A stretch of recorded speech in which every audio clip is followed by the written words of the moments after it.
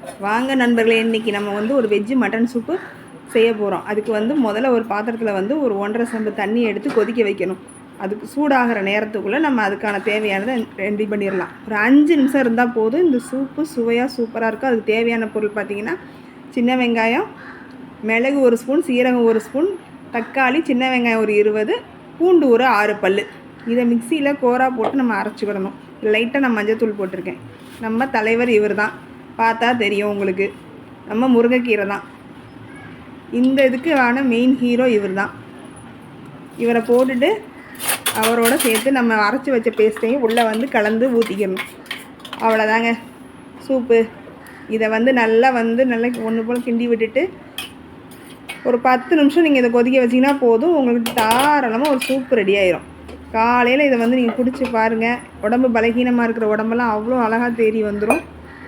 நல்லாவே இது நல்லா எனர்ஜெட்டிக்காக இருக்கும். பார்த்திங்கன்னா அவ்வளோதான், முடிஞ்சு. இதை நல்லா கிண்டி விட்டு நம்ம மூடி வச்சிட போகிறோம். அவ்வளோதான், சூப்பு ரெடி ஆகிற போது. இன்னும் ஒரு 5 நிமிஷம் நீங்கள் வெயிட் பண்ணால் போதும். தண்ணி கொதிக்கிற டைம் தான். இப்போ பார்த்திங்கன்னா தெரியும், நம்ம ஊற்றுன 1.5 செம்பு தண்ணி இப்போ ஒன்று போல் தலைவலும் கொதிக்க ஆரம்பிச்சிருச்சு. பார்த்தாலே நல்லா தெரியும். எல்லாம் ஒன்று போல். இப்போ எவ்வளோ கீரை போட்டோம் அதெல்லாம் ஒரு பக்கமாக ஆயிடுச்சு. அது லைட்டாக ஒரு அந்த மேலே அந்த மசாலாலாம் வந்து நிற்கும் இல்லையா, அதை மட்டும் நம்ம கலந்து உள்ளே இறக்கி விட்டுட்டு திரும்பி பார்த்தா தெரியும். இப்போ உங்களுக்கு சூப்பு நல்லா வற்றி வந்துருச்சு. இந்த ஸ்டேஜில் பார்த்துட்டு நம்ம சூப்பை அப்படியே மூடி வச்சிட வேண்டிதான். ஆஃப் பண்ணிவிட்டு மூடி வச்சுட்டு ஒரு 2 செகண்ட் கழித்து நீங்கள் அதை ஃபில்டர் பண்ணி எடுத்துக்கலாம்.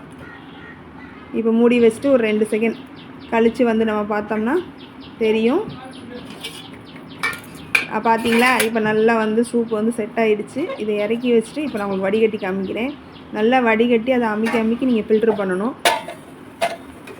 பார்த்திங்கன்னா தெரியும். நம்ம கொலாண்டர் வச்சு இந்த ஃபில்டரை வச்சு பார்த்து ஊற்றுங்க, கையில் ஊற்றிக்கிறாதீங்க. இந்த இடத்துல ஊற்றும்போது கொஞ்சம் பொறுமையாக ஊற்றுனீங்கன்னா அதுக்குள்ளேயே வந்துடும். இது அழகாக பேச்சுலர்ஸ் கூட ஈஸியாக செஞ்சிடலாங்க.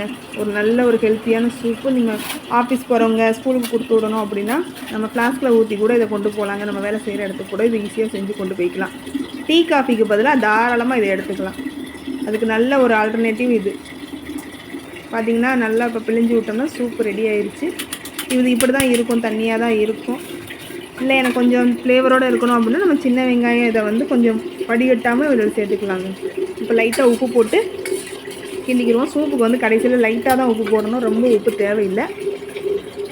பார்த்திங்கனாலே தெரியும், சூப்பராக ஆயிடுச்சு. சூப்பு ரெடி ஆயிடுச்சு.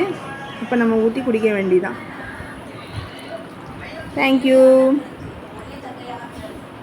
So much. நம்ம சூப்பு ரெடி.